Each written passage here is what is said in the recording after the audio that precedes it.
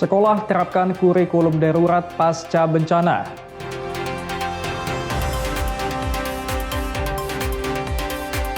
BMKG prediksi curah hujan tinggi di wilayah Riau.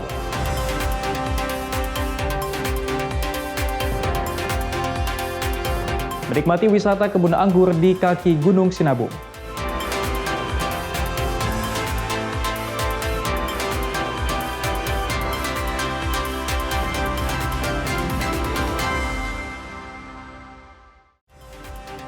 Halo, selamat pagi saudara. Kompas Pagi hari ini hadir dengan beragam informasi penting dan menarik dari Sumatera bagian utara. Selain 3 sorotan tadi, sejumlah informasi lainnya akan kami sajikan dalam Kompas Pagi. Bersama saya Emre Syapurba, inilah Kompas Pagi selengkapnya di Kompas TV, independen terpercaya.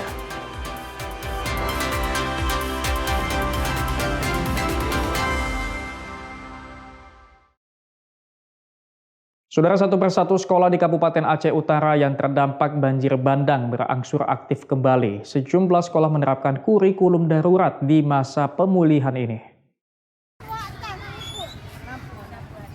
Meski banyak siswa yang tak menggunakan seragam, anak-anak ini bersemangat datang ke sekolah mereka di SD Negeri 5 Kecamatan Samudra, Kabupaten Aceh Utara, Aceh. Sebagian di antara siswa kehilangan seragam, buku, dan juga perlengkapan sekolah saat banjir bandang menerjang tempat tinggal mereka November lalu. Bersama para guru, anak-anak ini juga mencari dan mengumpulkan buku-buku pelajaran yang masih dapat digunakan. Saat ini aktivitas pembelajaran di sekolah dilaksanakan dengan menerapkan kurikulum darurat. Selain materi pelajaran, guru juga memberikan pendampingan dan pemulihan psikologis agar para siswa dapat kembali bersemangat pasca bencana. Alhamdulillah untuk ruang kelas semuanya sudah bersih, tapi untuk halaman masih belum steril. Cuman kami kan untuk saat ini kami menggunakan kurikulum darurat, yaitu tidak belajar sepenuhnya. Gimana itu belajar kurikulum darurat, Bu? Maksudnya tidak belajar pelajaran sepenuhnya seperti biasa. Jadi anak-anak lebih ke trauma healing. Tetap berinteraksi dengan siswa, ya? Ya, tetap. Akibat banjir bandang, seluruh peralatan elektronik serta perlengkapan mengajar di sekolah mengalami kerusakan berat hingga tidak dapat digunakan. Namun demikian, pihak sekolah tetap berupaya memaksimalkan proses pembelajaran yang disesuaikan dengan kondisi saat ini. Zikri Maulana, Kompas TV, Aceh Utara, Aceh. Saudara, pasca banjir bandang yang menerjang PD Jaya Aceh, belum semua bangunan sekolah sudah diperbaiki. Akibatnya masih ada siswa yang harus belajar di tenda darurat lantaran bangunan sekolah yang masih tertimbun lumpur. Sedih sih karena nggak bisa belajar seperti biasa kami. Lihat sekolahnya udah tertimbun lumpur. Tanpa seragam sekolah, para siswa SMA Negeri 2 PD Jaya Aceh berjalan dengan hati-hati melewati tumpukan lumpur untuk menuju sekolah mereka.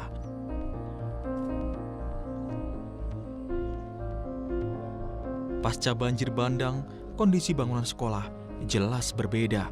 Tumpukan lumpur yang mengering berubah menjadi timbunan tanah yang menutupi hampir seluruh bangunan sekolah. Bangunan kelas yang dulu berdiri kini hampir rata dengan tanah, tertutup tumpukan lumpur pasca banjir bandang. Kondisi inilah yang membuat siswa SMA Negeri 2 PD Jaya terpaksa sekolah di tenda darurat dengan peralatan seadanya.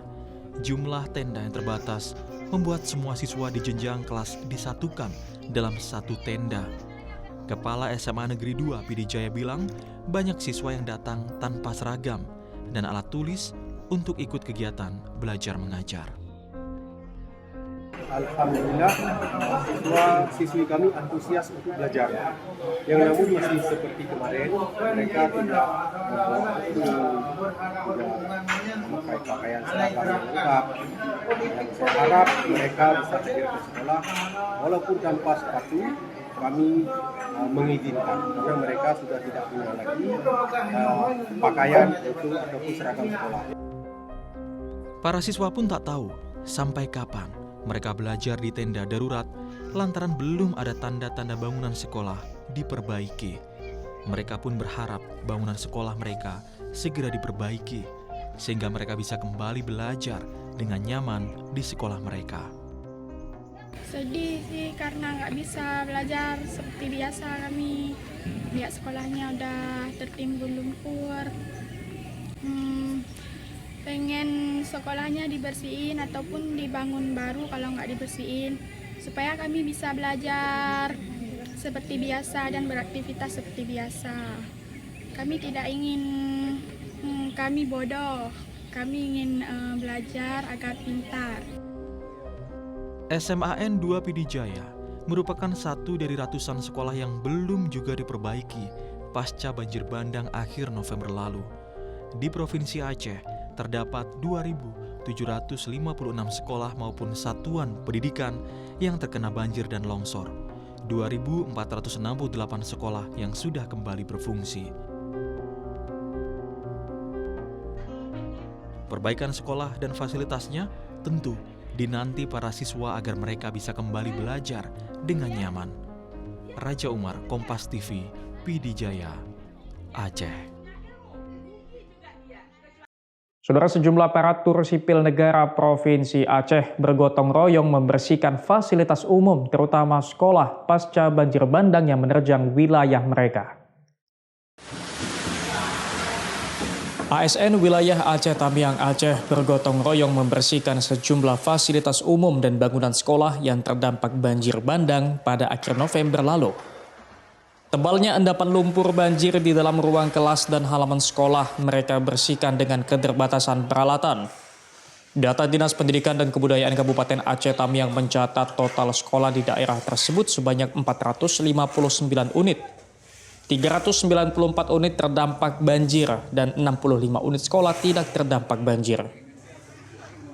Zikri Maulana, Kompas TV Aceh Tamiang Aceh. Saudara, setelah banjir bandang merenggut rasa aman dan ketenangan, anak-anak di pedalaman Pidijaya Aceh masih berusaha bangkit dari trauma. Ikatan Guru Indonesia atau IGI Aceh hadir menemani anak-anak korban bencana untuk memulihkan semangat belajar mereka. Pasca banjir bandang, anak-anak usia sekolah di Gampong Blang Panda, Kabupaten Pidi masih mengalami dampak psikologis dan kehilangan perlengkapan belajar. Ikatan Guru Indonesia atau IGI Aceh memberikan perlengkapan sekolah serta pendampingan sederhana. Kegiatan ini merupakan bentuk tanggung jawab sosial para pendidik dalam mendampingi anak-anak di tengah kondisi darurat banjir bandang di Aceh. Hari ini IGI Ikatan Indonesia Provinsi Aceh melakukan kegiatan trauma healing dan juga kegiatan pembagian peralatan sekolah untuk IGI Aceh berharap pendampingan ini dapat membantu anak-anak korban banjir bandang kembali merasa aman, siap belajar, dan melanjutkan pendidikan mereka meski di tengah keterbatasan. Tim Liputan, Kompas TV. Saudara, pengerjaan jembatan Bailey pasca putusnya akses yang menghubungkan Tapanuli Selatan dan Tapanuli Tengah kini sudah bisa dilalui. Kendaraan berkapasitas 25 ton kini telah bisa melintas dari dua arah. Pembangunan jembatan Bailey di Desa Garoga sudah selesai dilakukan. Kendaraan baik dari dua arah berbeda, yakni dari Tapanuli Selatan dan Tapanuli Tengah juga telah bisa dilewati. Jembatan Bailey sepanjang 45 meter selesai dan bisa dilewati siang ini. Jembatan Bailey yang sempat dikunjungi oleh Presiden Prabowo ini selesai pada tanggal 31 Desember 2025. Namun upaya pengerasan serta cuaca yang tak mendukung membuat jembatan ini baru bisa dilintasi pada Senin 5 Januari 2026. Jembatan yang berada di Desa Garoga ini mampu dilintasi dengan beban maksimal kendaraan seberat 25 ton. Terdapat dua jembatan Bailey pasca musibah banjir bandang, yaitu jembatan Bailey Anggoli serta jembatan Bailey Garoga penghubung kembali akses yang sempat terputus antara Kabupaten Tapanuli Selatan dan Tapanuli Tengah, Sumatera Utara. Hairul Bazar, Kompas TV Tapanuli Selatan, Sumatera Utara. Saudara, seorang petani desa Kekuyang, Kabupaten Aceh Tengah Aceh terjatuh ke sungai saat menyeberang menggunakan kabel seling. Korban berhasil diselamatkan oleh prajurit TNI yang saat itu sudah bertugas membantu warga menyeberang di lokasi jembatan rusak akibat diterjang banjir bandang.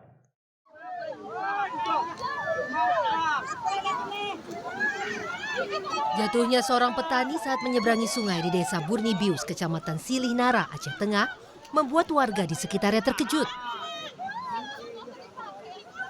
Meski sempat terbawa arus, korban akhirnya berhasil diselamatkan oleh prajurit TNI yang saat itu sedang membantu warga menyeberang sungai. Warga terpaksa menyeberang sungai menggunakan seling setelah jembatan gantung di desa tersebut ambruk akibat diterjang banjir dan longsor November lalu. Bagi para petani di Kecamatan Ketol, langkah ini ditempuh untuk mengangkut hasil pertanian dari kebun mereka. Akses jembatan yang putus mengakibatkan aktivitas warga terbatas. Meski berisiko tinggi, cara menyeberang seperti ini masih terus dilakukan karena tidak ada akses jalan alternatif lain.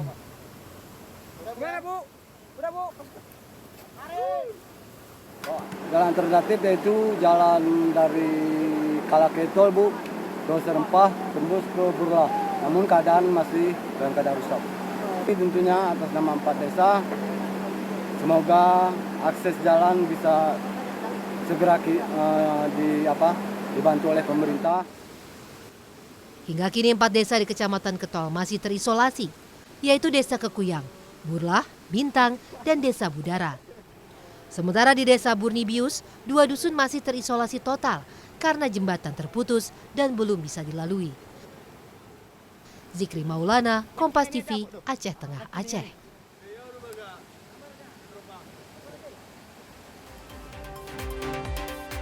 BMKG prediksi curah hujan tinggi di wilayah Riau. Saksikan usai jeda.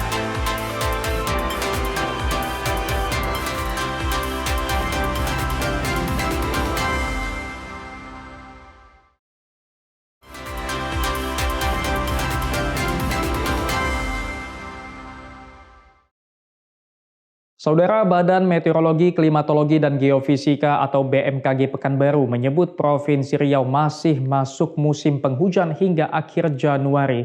Warga diminta waspada akan bahaya banjir. Hujan dengan intensitas lebat beberapa hari belakangan mengguyur Kota Pekanbaru, Provinsi Riau. Akibatnya sejumlah ruas jalan utama di Kota Pekanbaru tergenang banjir hingga menyulitkan kendaraan yang melintas.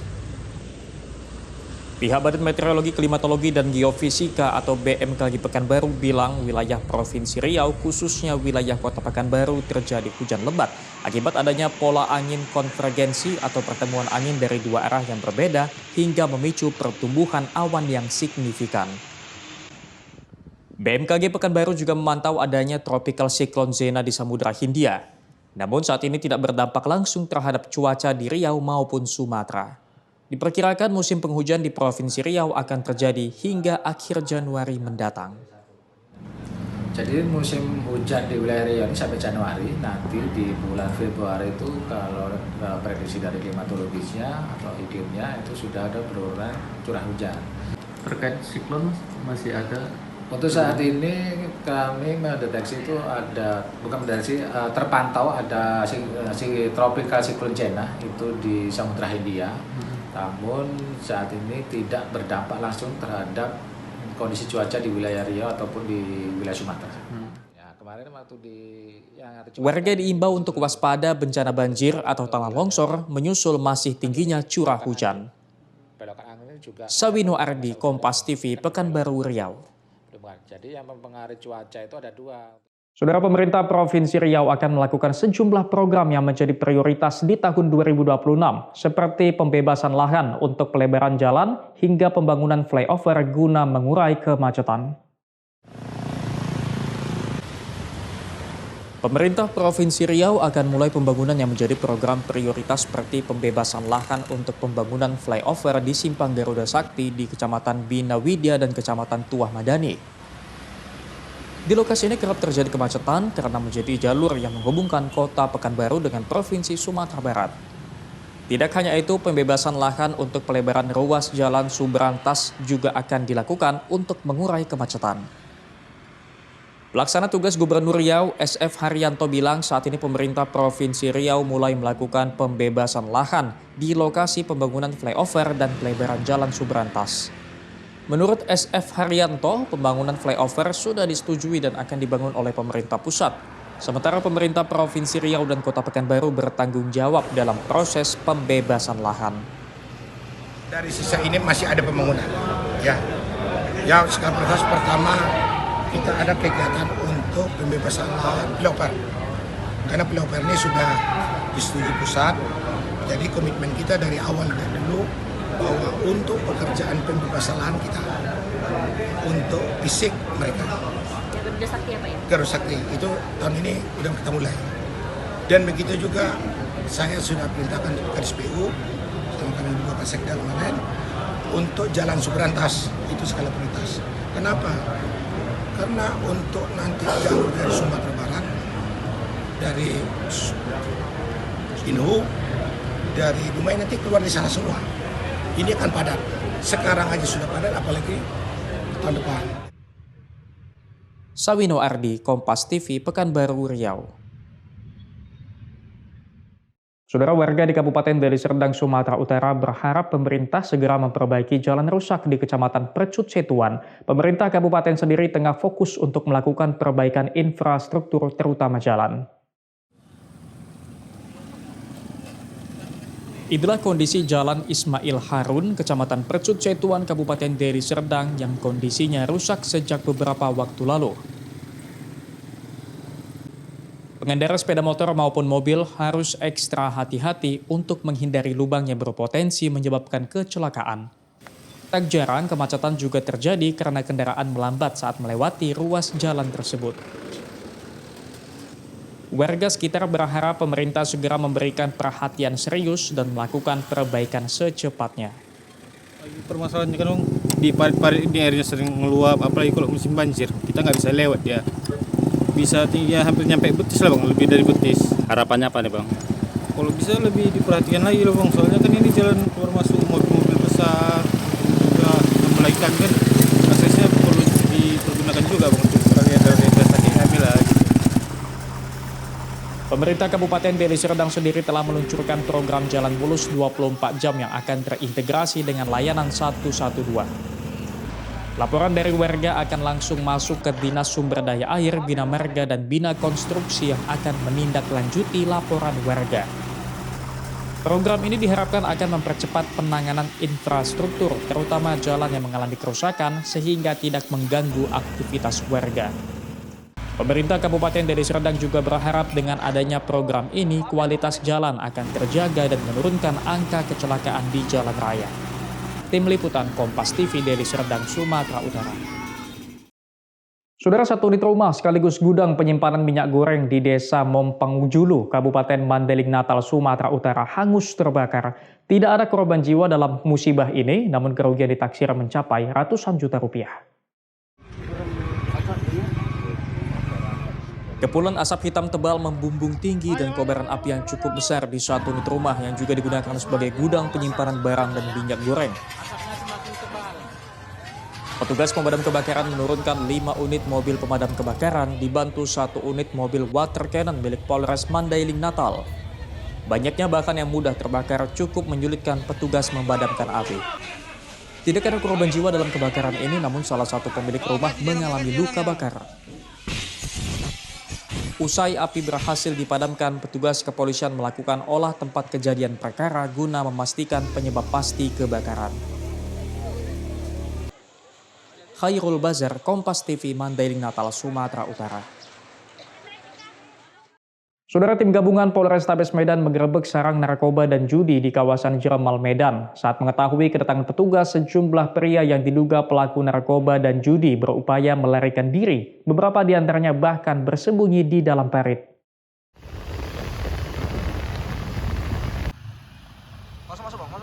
Sarang narkoba dan judi yang digerebek berada di seputaran perkampungan di kawasan Jeremal dengan medan jalan tanah dan bebatuan.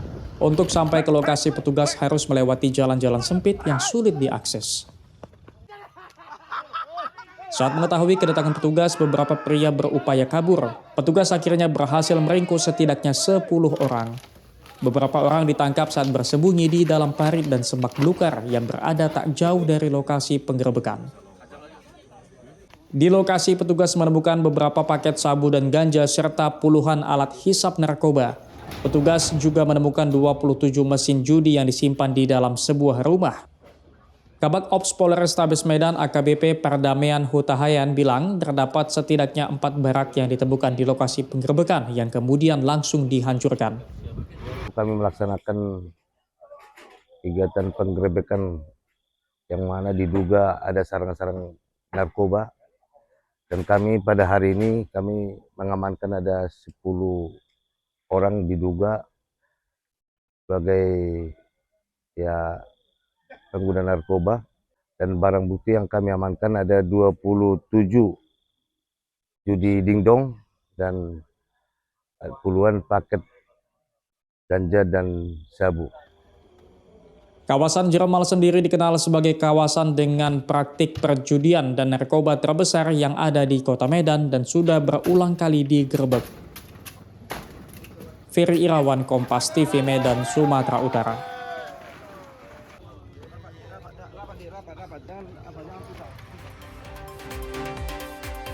Menikmati wisata kebun anggur di kaki Gunung Sinabung, saksikan usai jeda.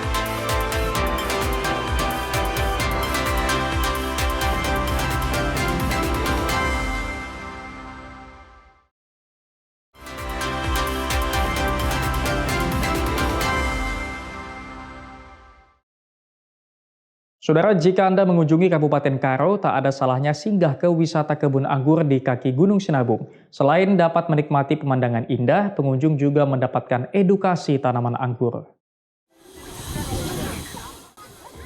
Berawal dari peristiwa COVID-19 beberapa tahun lalu, petani di lingkar kaki Gunung Sinabung, Kabupaten Karo, Sumatera Utara mulai mengelola kebun edukasi anggur.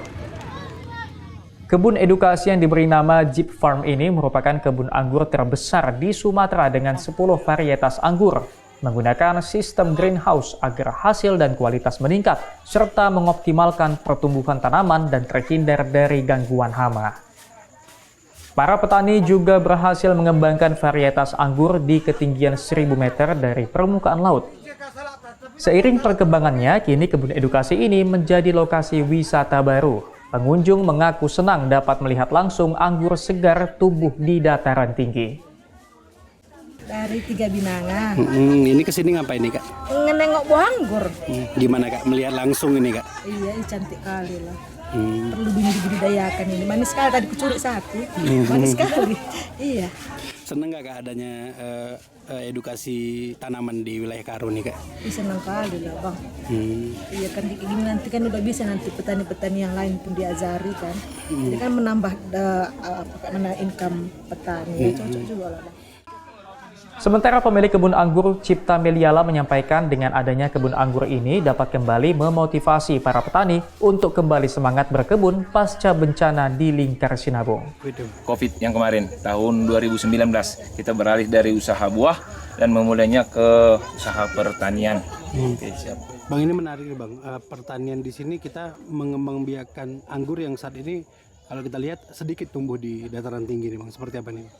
Suka dukanya atau seperti apa nih, Bang? Sebetulnya anggur ini bagusnya di MDPL 600 sampai 900, tapi kita mencoba kita di MDPL 1300 supaya bisa untuk inovasi, untuk bergerak bidang pertanian, untuk sekaligus untuk memperbaiki ekonomi sekitaran wilayah-wilayah di dataran tinggi, khususnya di daerah Gunung Sinabung.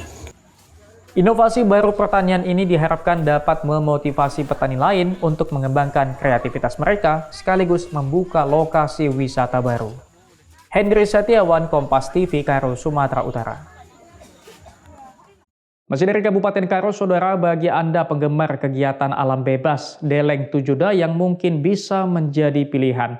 Terletak di Kecamatan Laubaleng, Kabupaten Karo, destinasi ini menjadi favorit karena menjanjikan pemandangan yang memukau dari ketinggian. Hamparan padang sabana luas bak permadani hijau akan menyambut Anda setibanya di atas perbukitan Deleng Tujuh Dayang. Rasa lelah setelah berjalan mendaki sekitar 2 jam dengan medan yang cukup curam akan terbayar dengan indahnya pemandangan saat berada di puncak Deleng Tujuh Dayang.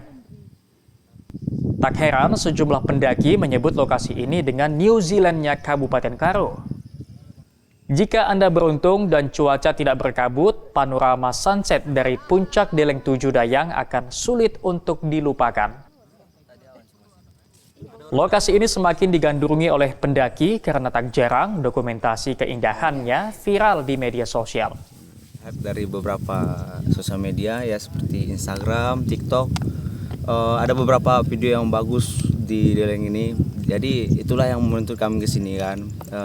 Kami datang ke sini ya seperti inilah sesuai ekspektasi. Ada sabananya, kita bisa memandang dari sini sawah-sawan dan cuacanya juga nggak terlalu ekstrim sih. Enak, pokoknya enak lah.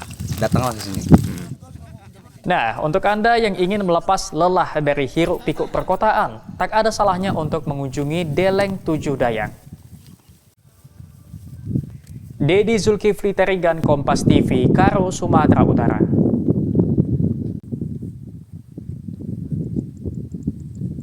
Saudara, Suaka Marga Satwa Karanggading di Kabupaten Langkat menjadi destinasi wisata alam yang menawarkan keindahan serta keanekaragaman flora dan fauna yang unik. Ekosistem mangrove yang tumbuh subur menjadi habitat berbagai satwa endemik menjadi daya tarik bagi para wisatawan. Dengan menggunakan perahu kayu, pengunjung dapat menyusuri keindahan Taman Suaka Marga Satwa Karanggading ke arah muara yang dekat Selat Malaka. Selama di perjalanan, pengunjung dimanjakan dengan pemandangan beragam jenis tumbuhan mangrove serta dapat melihat beberapa jenis bangau yang terbang bebas. Pengunjung juga diajak ke sebuah pulau kecil yang ditumbuhi tanaman mangrove. Di sini, setiap pengunjung diberi bibit mangrove untuk ditanam sebagai bentuk kontribusi nyata terhadap kelestarian alam. Suaka Marga Satwa Karanggading merupakan satu-satunya hutan mangrove di pesisir Sumatera Utara yang masih ada saat ini. Hutan mangrove ini menjadi salah satu wilayah konservasi yang dikelola oleh Balai Besar Konservasi Sumber Daya Alam Sumatera Utara. Karanggading karena memang SM Karanggading Langkat Timur ini satu-satunya kawasan konservasi mangrove di sepanjang pesisir pantai timur Sumatera. Ini yang satu-satunya. Nah, kemudian dia memiliki satwa-satwa endemik yang memang hanya ada di Sumatera Utara. Misalnya seperti tuntong laut, kemudian juga ada lutung tadi kita lihat, kemudian juga ada bangau tuntong, bangau bluok. Nah, itu tadi ada yang di posisi yang di kelelawar tadi. Nah, itu ada bangau bluok nampak satu. Nah, itu memang menjadi potensi. Kemudian juga. Sementara itu, salah seorang pengunjung asal Medan mengaku sangat kagum dengan kondisi hutan mangrove yang masih terjaga. Bisa dibilang cukup baik ya, kalau dari segi akses dan untuk potensi wisatanya juga sepertinya ke depan bakal bagus karena banyak spot-spot yang memang cukup unik yang memang nggak didapatin juga di tempat lain. Seperti tadi kawasan mangrove-nya juga dalam proses, ada yang sebagian udah ada sekian, ada juga yang memang dalam proses penanaman dan perawatannya juga menurut pengelola tadi juga terus dikembangkan, terus dimaksimalkan ya. Jadi ke depan mungkin untuk jadi tempat wisata berpotensi lah. Mengunjungi Suaka Marga Satwa Karanggading dipastikan akan memberikan pengalaman wisata yang menyenangkan dan akan meninggalkan kesan mendalam akan pentingnya menjaga dan merawat alam. Dedi Zulkifli Terigan, Kompas TV, Langkat, Sumatera Utara. Saudara, di kota Padang Sidimpuan ada sajian kuliner yang cukup unik namanya mie sop tumpah. Memiliki rasa gurih dengan porsi yang jumbo, kuliner ini selalu ramai diburu warga.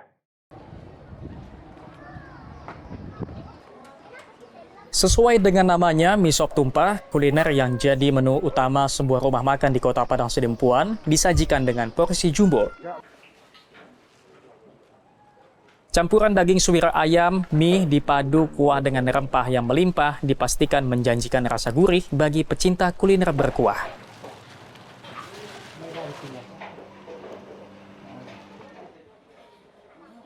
Selain menunya, suasana rumah makan yang asri dan dekat dengan persawahan menjadikan lokasi ini selalu diburu warga yang ingin menghabiskan waktu bersama teman atau keluarga. Iya, banyak daging ayam suwirnya banyak. Terus kuahnya juga gurih, panas gitu kan, menambah selera makan dan tempatnya juga cocok untuk bawa keluarga, cocok untuk anak-anak juga, ada tempat bermain untuk anak-anak, jadi cocok. Pihak pengelola mengaku sengaja menyajikan mie sop tumpah dengan porsi jumbo untuk memanjakan para pelanggan. Apalagi harga satu porsinya hanya Rp25.000.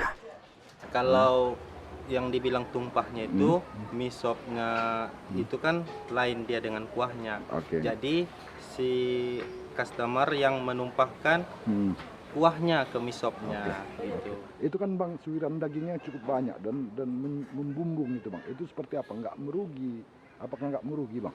Tidak, karena kita sudah perhitungkan dan kita sudah timbang berapa persen untuk suiran ayamnya dan berapa persen untuk mihunnya. Bagaimana? Tertarik menikmati kuliner mie sop tumpah dengan porsi jumbo? Tak ada salahnya mampir di rumah makan Tapian Najogi di Kota Padang Sidempuan. Khairul Bazar, Kompas TV, Padang Sidempuan, Sumatera Utara. Bernardo Tavares pimpin latihan perdana. Saksikan usai jeda.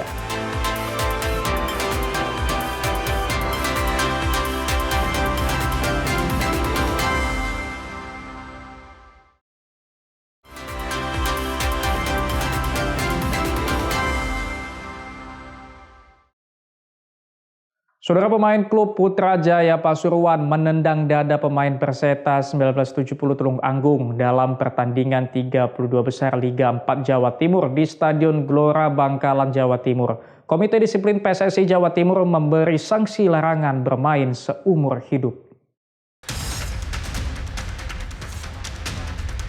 Pertandingan 32 besar Liga 4 Jawa Timur di Stadion Gelora Bangkalan, Jawa Timur antara Putra Jaya Pasuruan saat melawan Perseta 1970 Tulungagung menjadi sorotan. Lantaran aksi tidak sportif yang dilakukan pemain Putra Jaya Pasuruan, Muhammad Hilmi Gimnastiar, yang menendang pemain Perseta 1970, Firman Nugraha saat duel berebut bola. Hilmi melakukan tendangan keras ke arah dada Firman. Wasit yang memimpin pertandingan tanpa ragu mengganjar kartu merah langsung kepada Hilmi. Seusai pertandingan, korban mengeluhkan sakit di dada. Setelah kejadian tendangan kungfu dari pemain lawan, sampai sekarang dada saya masih sakit, nyeri. Kedua, apakah pemain bersangkutan sudah meminta maaf secara langsung ke Mas? Sudah, tapi agak tidak ada etikatnya. Usai kejadian ini, pemain Putra Jaya Pasuruan Muhammad Hilmi Gimnastiar dipecat dari tim. Surat pemecatan Hilmi diunggah di akun media sosial tim PS Putra Jaya. Selain pemecatan dari klub, Hilmi juga mendapat sanksi berat dari Komisi Disiplin PSSI Jawa Timur. Ketua Komite Disiplin PSSI Jawa Timur, Samiaji Makin Rahmat, menyatakan bahwa pihaknya telah melakukan rapat internal untuk menjatuhkan sanksi tegas, yakni larangan bermain seumur hidup terhadap Hilmi Gimnastiar. Hilmi dianggap melakukan pelanggaran yang cukup fatal dan berbahaya. Memutuskan bahwa yang bersangkutan melanggar Kodis pasal 48 Ju pasal 49, intinya dilarang mendapat sanksi, dilarang beraktivitas di sepak bola seumur hidup. Pelatih Perseta, Medi Redondo, mengecam aksi pemain lawan karena dinilai tidak sportif hingga mengakibatkan luka pada pemainnya. Sementara kondisi pemain Perseta dalam masa pemulihan karena terdapat retak di bagian dada. Tim Liputan, Kompas TV. Saudara, setelah tiba di Indonesia, pelatih Bernardo Tavares mulai memimpin latihan perdana Persebaya di lapangan ABC Kompleks Gelora Bung Tomo. Dalam latihan perdana sebagai pelatih Persebaya, Bernardo Tavares ingin menganalisa dan mengenal karakter tiap pemain agar bisa memaksimalkan potensi dan taktik permainan. Latihan kali ini juga sebagai persiapan tim jelang bentrok Malut United di pekan 17 Super League. Bernardo Tavares bilang laga melawan Malut United akan sulit karena sang calon lawan memiliki kualitas. Bahkan di laga kandang musim lalu, Bajul Ijo dibuat malu 0-2 oleh Laskar Kiraha. In this moment, my target is to try to analyze the players, the condition of the players, try to see the characteristics that they have, because one thing is to see the matches, another thing is to see on the training, to see the behavior on the dress room.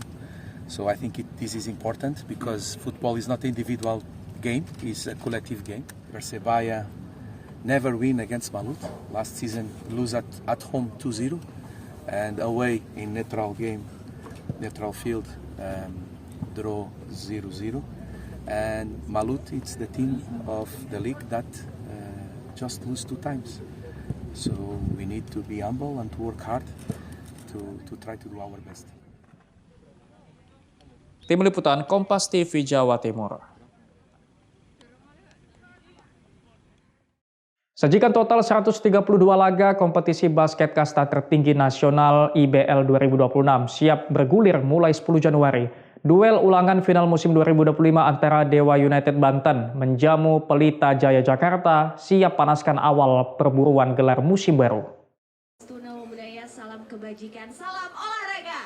Kompetisi basket kasta tertinggi tanah air IBL siap kembali digelar. Menyajikan total 132 laga musim reguler hingga playoff, genderang perang akan ditabuh mulai 10 Januari. Operator IBL memastikan musim ini akan berjalan lebih seru. Total ada 36 perputaran pemain yang melibatkan nama-nama besar untuk membuat persaingan lebih kompetitif. Duel panas langsung tersaji di pekan pertama. Dewa United Arena akan jadi saksi duel ulangan final musim 2025 antara tuan rumah sekaligus juara bertahan Dewa United melawan seterunya asal Jakarta Pelita Jaya. 2 tim dipastikan tampil dengan skuad terbaik. Kedua tim yang sama-sama dinahkodai pelatih baru ingin mendulang hasil positif di awal musim sebagai modal bersaing di tangga juara. Kemarin kita juara, it's a new season, kita harus defend the throne and kita akan kasih 100% buat to defend that title, and kita maunya improve setiap hari until the playoffs juga. Kita udah banyak berubah gitu, kita ada coach baru, asing baru, kita punya Dede balik dari US kan. Nah, jadi itu bakal jadi hal yang baru lagi, jadi targetnya cuma satu, memulai season dengan baik. Selain laga Dewa kontra PJ, pekan pembuka IBL juga dihiasi dengan duel antara Ksatria Bengawan Solo dan Rans Simba Bogor, serta Ksatria Bengawan Solo jumpa Bogor Hornbills. Angga Nurizki, Kompas TV, Jakarta. Saudara, membawa pulang pelatih Milomir Cecilia belum membawa dampak positif kepada Persis Solo. Dari 2 laga di bawah arahan juru taktik 61 tahun ini, Laskar Sambernyawa selalu menderita kekalahan. Mendepak Peter Deru, gaya kepelatihan Milomir Cecilia diharapkan bisa membantu Persis Solo keluar dari zona degradasi.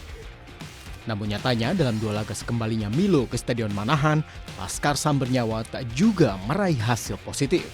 Yang terbaru, Persis dibuat malu Persita Tangerang 1-3 di kandang dan kian nyaman di alas klasmen. Milo bilang tak bisa berbuat banyak di periode ini. Berbeda dengan periode pertamanya, ia mengaku sulit berkreasi dengan keterbatasan pemain yang tersedia di Persis Solo.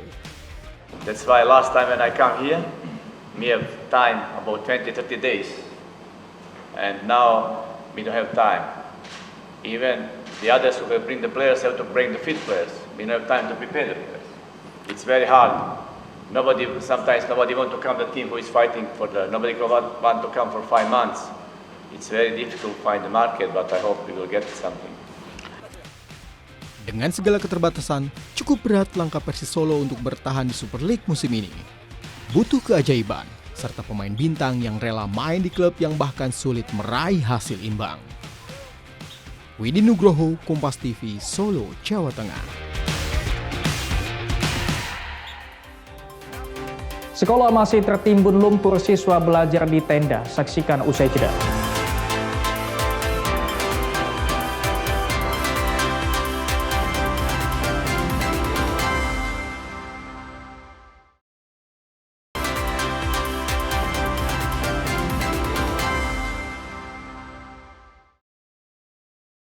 Saudara, satu persatu sekolah di Kabupaten Aceh Utara yang terdampak banjir bandang berangsur aktif kembali. Sejumlah sekolah menerapkan kurikulum darurat di masa pemulihan ini.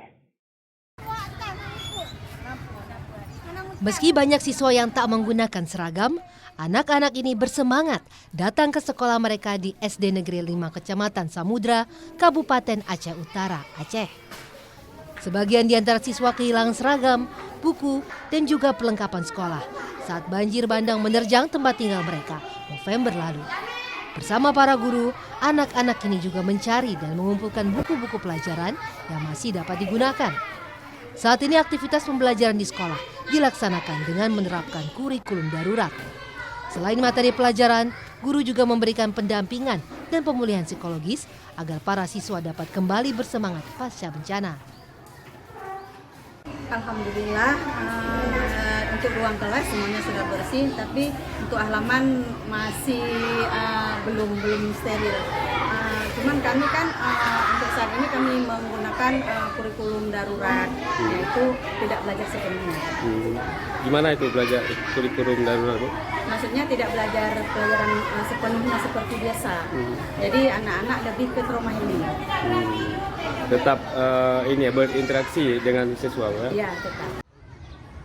Akibat banjir bandang, seluruh peralatan elektronik serta perlengkapan mengajar di sekolah mengalami kerusakan berat hingga tidak dapat digunakan. Namun demikian, pihak sekolah tetap berupaya memaksimalkan proses pembelajaran yang disesuaikan dengan kondisi saat ini. Zikri Maulana, Kompas TV, Aceh Utara, Aceh. Saudara, pasca banjir bandang yang menerjang PD Jaya Aceh, belum semua bangunan sekolah sudah diperbaiki. Akibatnya masih ada siswa yang harus belajar di tenda darurat lantaran bangunan sekolah yang masih tertimbun lumpur. Sedih sih karena nggak bisa belajar seperti biasa kami. Lihat sekolahnya udah tertimbun lumpur. Tanpa seragam sekolah, para siswa SMA Negeri 2 PD Jaya Aceh berjalan dengan hati-hati melewati tumpukan lumpur untuk menuju sekolah mereka.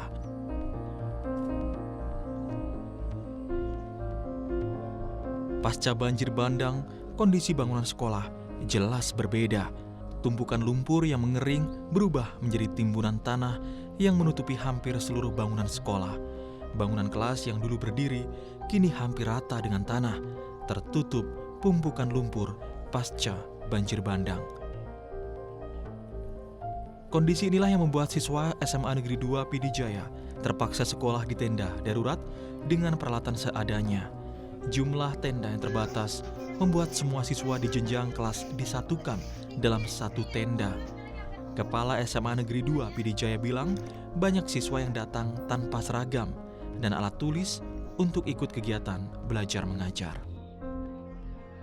Alhamdulillah, siswa-siswi kami antusias untuk belajar. Yang namun masih seperti kemarin, mereka tidak memakai pakaian seragam yang lengkap.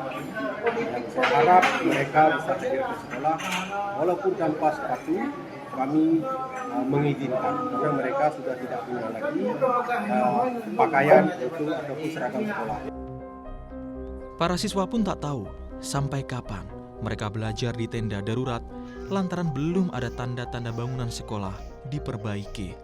Mereka pun berharap bangunan sekolah mereka segera diperbaiki sehingga mereka bisa kembali belajar dengan nyaman di sekolah mereka. Sedih sih karena nggak bisa belajar seperti biasa kami. Lihat sekolahnya udah tertimbun lumpur.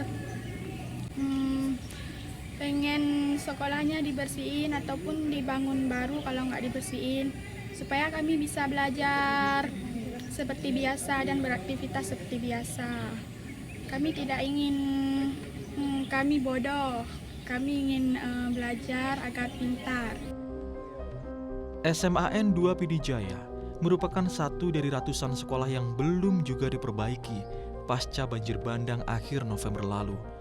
Di Provinsi Aceh, terdapat 2.756 sekolah maupun satuan pendidikan yang terkena banjir dan longsor. 2.468 sekolah yang sudah kembali berfungsi. Perbaikan sekolah dan fasilitasnya tentu dinanti para siswa agar mereka bisa kembali belajar dengan nyaman. Raja Umar, Kompas TV, PD Jaya, Aceh. Saudara, Badan Meteorologi, Klimatologi, dan Geofisika atau BMKG Pekanbaru menyebut Provinsi Riau masih masuk musim penghujan hingga akhir Januari. Warga diminta waspada akan bahaya banjir. Hujan dengan intensitas lebat beberapa hari belakangan mengguyur Kota Pekanbaru, Provinsi Riau. Akibatnya sejumlah ruas jalan utama di Kota Pekanbaru tergenang banjir hingga menyulitkan kendaraan yang melintas.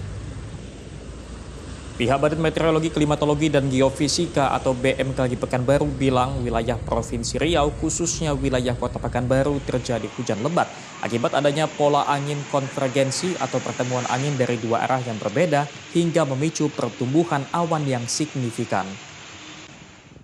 BMKG Pekanbaru juga memantau adanya tropical cyclone Zena di Samudra Hindia. Namun saat ini tidak berdampak langsung terhadap cuaca di Riau maupun Sumatera. Diperkirakan musim penghujan di Provinsi Riau akan terjadi hingga akhir Januari mendatang. Jadi musim hujan di wilayah Riau ini sampai Januari, nanti di bulan Februari itu kalau prediksi dari klimatologisnya atau iklimnya itu sudah ada penurunan curah hujan. Terkait siklon masih ada? Untuk saat ini kami mendeteksi itu ada, bukan mendeteksi, terpantau ada si tropical cyclone Zena itu di Samudra Hindia. Namun saat ini tidak berdampak langsung terhadap kondisi cuaca di wilayah Riau ataupun di wilayah Sumatera. Ya, kemarin waktu Warga diimbau untuk waspada bencana banjir atau tanah longsor menyusul masih tingginya curah hujan.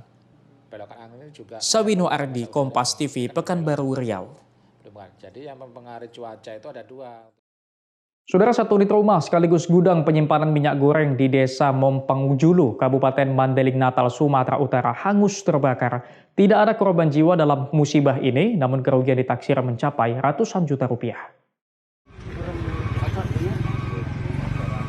Kepulan asap hitam tebal membumbung tinggi dan kobaran api yang cukup besar di satu unit rumah yang juga digunakan sebagai gudang penyimpanan barang dan minyak goreng. Petugas pemadam kebakaran menurunkan 5 unit mobil pemadam kebakaran dibantu 1 unit mobil water cannon milik Polres Mandailing Natal. Banyaknya bahan yang mudah terbakar cukup menyulitkan petugas memadamkan api. Tidak ada korban jiwa dalam kebakaran ini, namun salah satu pemilik rumah mengalami luka bakar. Usai api berhasil dipadamkan, petugas kepolisian melakukan olah tempat kejadian perkara guna memastikan penyebab pasti kebakaran. Khairul Bazar, Kompas TV, Mandailing Natal, Sumatera Utara. Sampai di sini Kompas Pagi hari ini. Anda bisa menyimak video tayangan kami di kompas.tv atau menyaksikan secara langsung via streaming di kompas.tv/live. Kami undur diri, tetap saksikan rangkaian program berita hanya di Kompas TV, independen terpercaya.